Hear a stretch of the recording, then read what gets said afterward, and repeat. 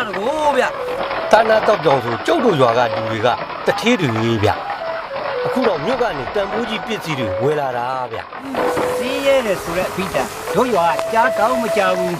တို့ရွာကရွာသားတွေတုံးချုံနေမြို့ကမြို့သားတွေပြီးတောင်မမြူးကွာအခုတော့ပုံထားရပစ္စည်းကောင်းတွေဝဲလာတာဗျဟဲ့ဟုတ်လားဒါဆိုရင်နောင်ကြီးတို့လည်းကျွန်တော်တို့ကတပြားတိုင်းလိုက်ပြီဗျ